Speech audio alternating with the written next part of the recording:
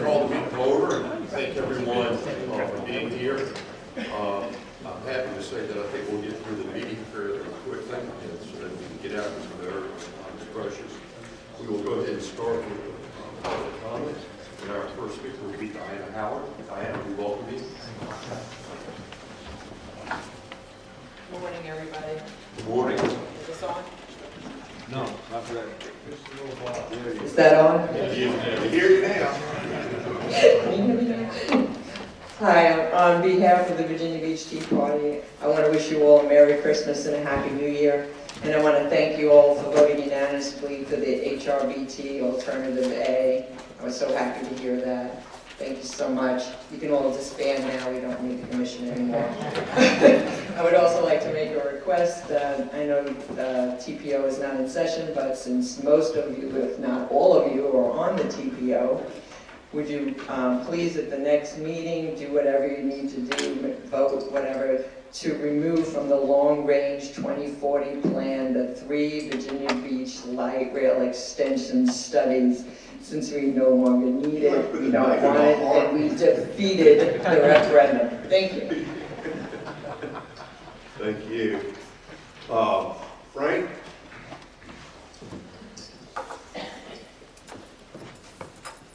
We welcome you, sir. Good morning, ladies and gentlemen. I would also like to wish you all a Merry Christmas and a Happy New Year and prosper in the coming years. Anyways, why am I here? 2 reasons. One, I am a little bit disappointed in your Plan A because I was in favor of the Patriots Crossing. Not the Plan C and D, but just straight across. Anyways, that's beside the point. My real reason for being here is in opposition to what I heard Audrey Lane say, that, and the governor, that he expects to have tolls running from Richmond to Bowers Hill in the HOV lanes. And whereas he says that you don't have to pay the tolls if you don't want to pay them. You can stay in the ordinary lanes. But what's the sense of having these lanes out there with everybody paying for them with taxpayers' money? And you got to understand my opposition to the fact that Hrtac is paying most 90% of the roads going all the way up to where Dead Man starts. And why should you toll something? I thought we were under the impression that we're not going to toll anything unless you improve it. But then again, we're paying to widen it. I guess that's your improvement. But again, my opposition is to the tolling. I think that tolling is twofold. One, it punishes the commuter. 2, it's used as a tool to control people, how they go to work. You try to force people to do something and people rebel. HOV's 3, the reversible lanes in Norfolk were 3 lanes, or 3 passengers. That was changed to 2 passengers because you couldn't get people to do it. And now you're going to do the same thing again, and you may run into the same opposition again. I really like to see people be able to go back and forth. One of the reasons why we have so much trouble with traffic is the constant consolidation of jobs in particular locations, demanding that a lot of people use the same roads to get to the same places at the same time. I'm more in favor of diversity. Spread these jobs out. Instead of taking jobs from all over the country and consolidating them in Washington, keep these jobs in the localities. Keep these high-paying jobs in the little communities where they do the most good. But anyways, Happy New Year's, Merry Christmas, and the best of all. Thank you very much. To the board members, that concludes public comment. We're waiting for Mayor Krasnoff. He is en route right now for us to have a quorum. I'm going to ask that the executive director kind of go through what we'll be voting on when here. Mayor Wright is here so we can get on with some business.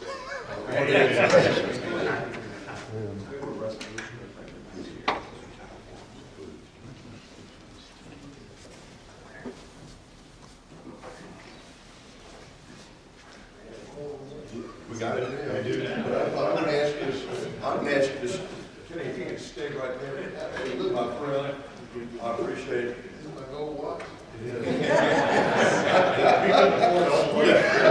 Just pretend this is played. And it's not. This is a resolution of appreciation to Mayor Kenneth Wright in recognition of his services to the Hampton Roads Transportation Accountability Commission.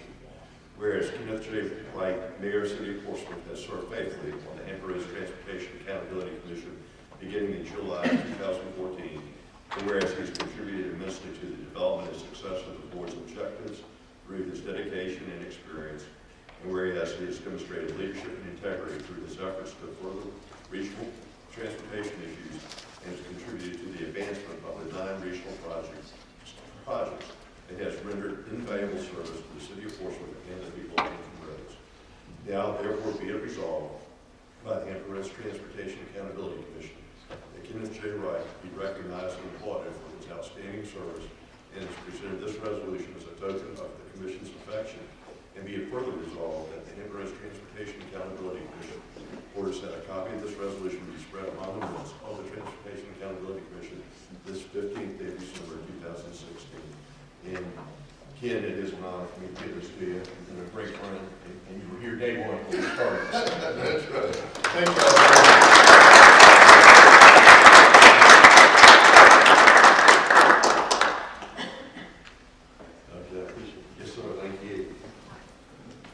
Okay, do I have a motion for approval of the minutes of October 20, 2016? Motion. Second. Is there any discussion? All in favor, please say aye. Aye. Any opposition? We'll move forward. Why don't you go through the action items? Yeah, we're good. So just talk about the action items and we'll have with them. All right, yes, sir. Thank you. I don't think things controversial here, we'll find out.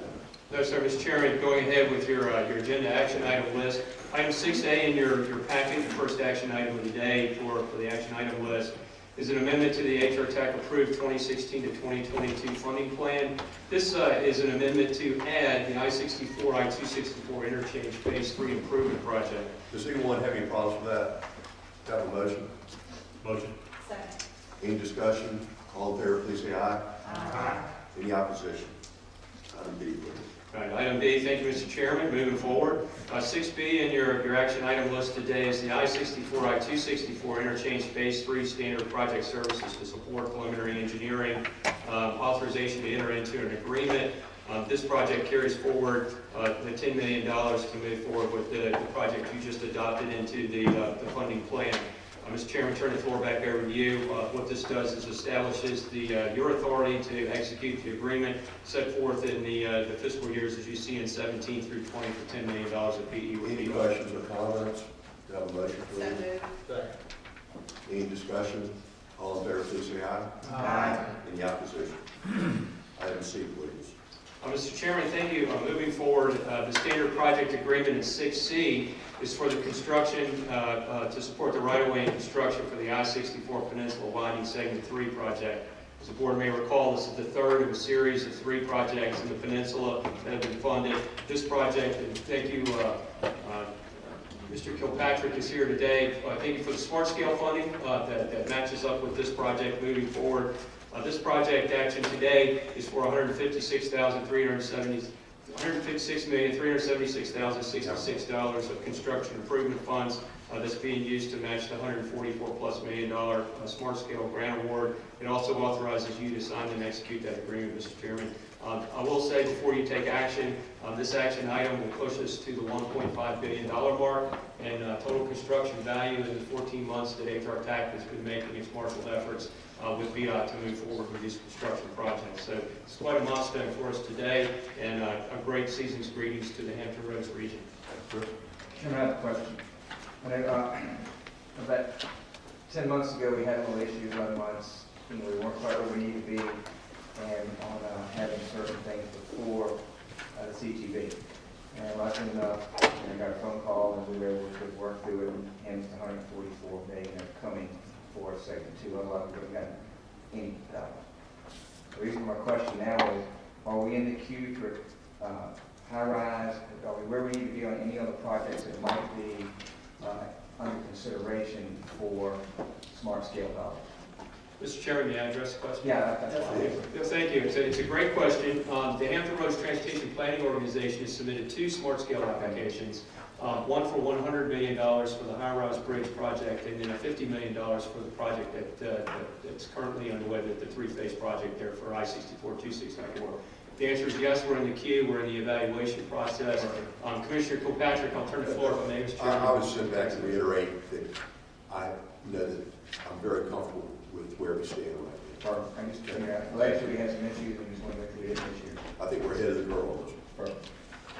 Is there any questions on item C? Do you have a motion? So moved. Second. Any discussion? All in favor, please say aye. Aye. Item D, please. Yes, sir. Thank you, Mr. Chairman. Moving forward, and thank you for that resolution. Agenda item 6D is the preservation of flexibility to reimburse Hrtac expenditures. This is basically a later bond issue resolution, standard process that we've been moving forward to be very, very responsible as to how we have the ability now through these actions to go back and bond against these projects that we take out if we need those funds in the future.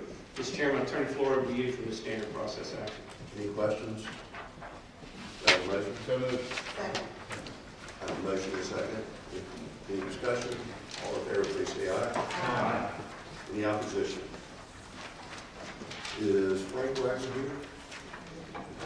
Can you Yes, sir. comment on the financial situation? Sure. Thank you, Mr. Chairman. I'll move forward in the absence of Senator Wagner and the Finance Committee Chairman.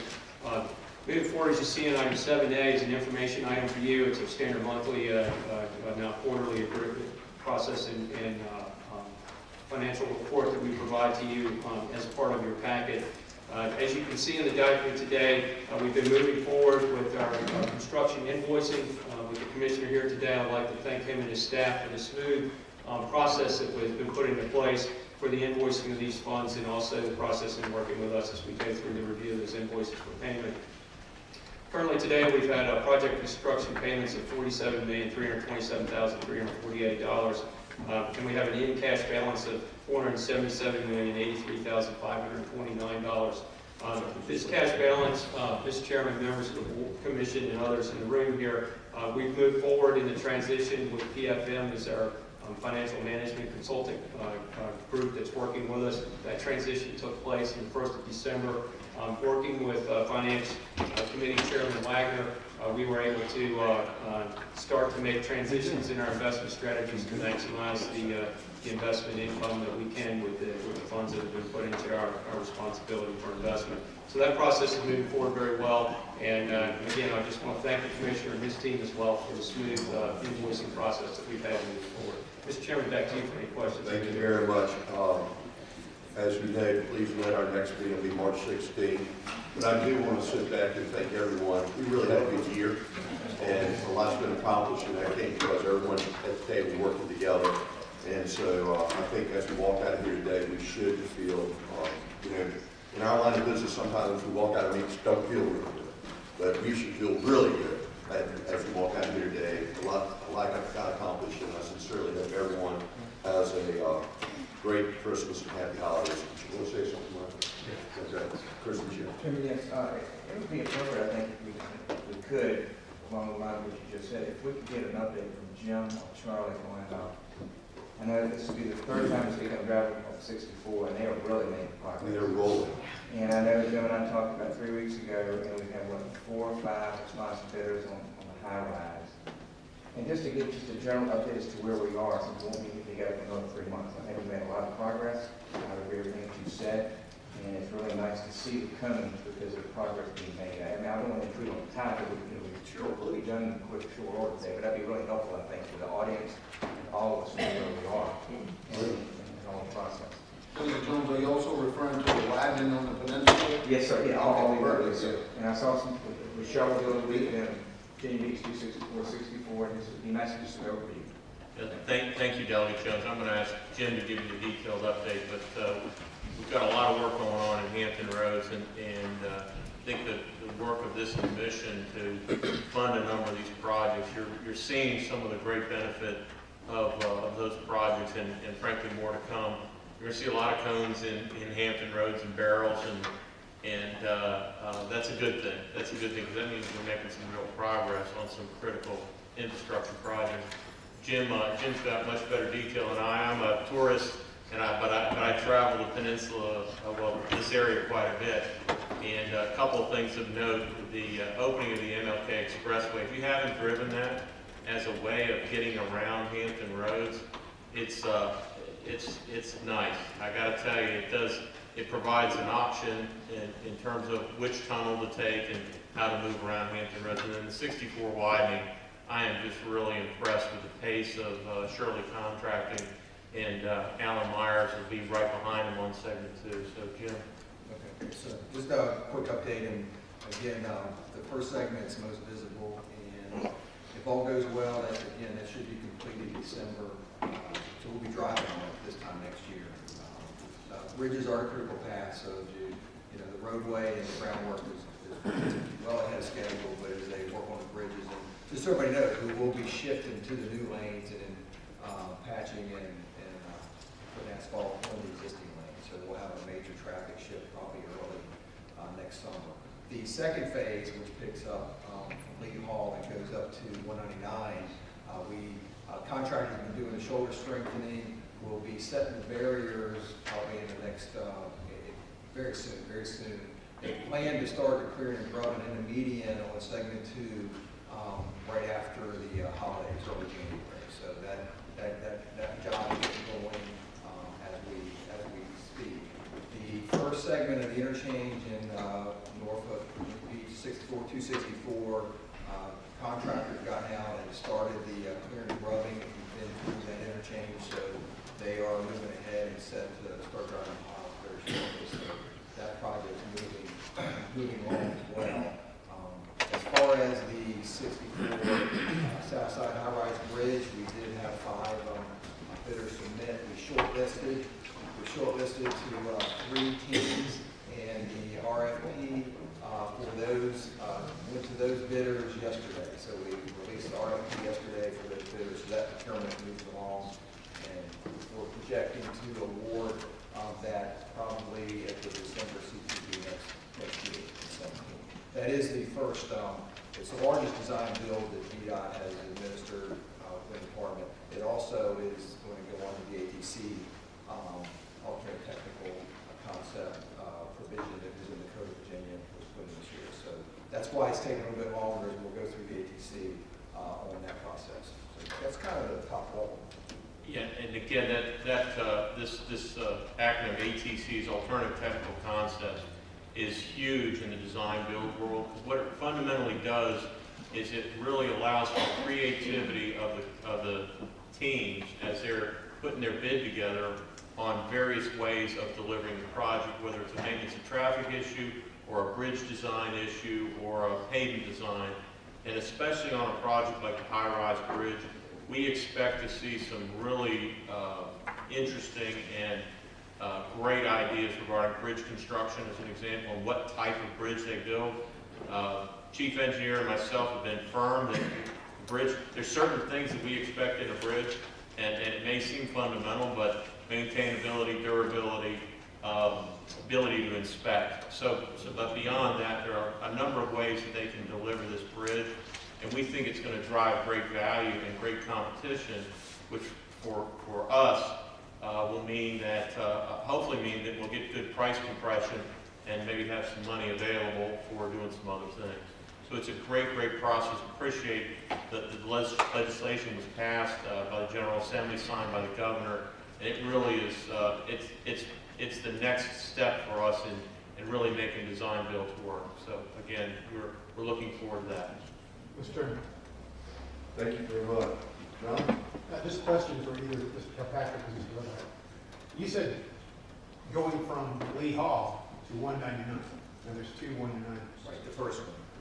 The 242? Yes, sir. Yes, sir. But then segment 3, we're expecting when now to go out? Spring, we'll start. So that'll take it down. 199 to 199. That'll take you to Lightfoot. So it will be that'll be, I won't call it the final, because we've got a little piece left to go before you hit Richmond. But it'll be the third one that we have planned for, and that again will be, you'll have 6 lanes all the way to Lightfoot, from the Hampton, essentially from Coliseum all the way to Lightfoot. Thank you. Chris? Just add, I think Richmond is coming down 10 miles to the bottom of the bridge, that area, or somewhere.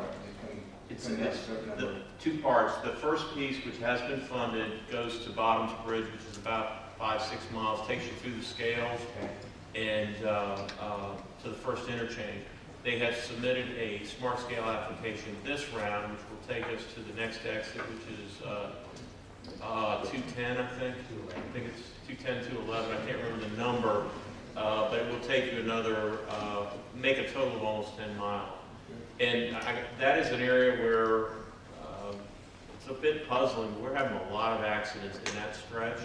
There's a combination of factors. I don't know that we put our finger on it, but we definitely know we need some capacity improvements. And then that'll leave us about 30 miles, a little bit less than, or right around 30 miles in the middle that we'll have to continue to work towards closing that gap. Some of that's in the Richmond district and some of that's in the Hampton Roads district. Chris, you got your answers? Sure, thank you. Okay, I want to reiterate, everyone have a Merry Christmas and Happy Holiday, and I'll see you tomorrow.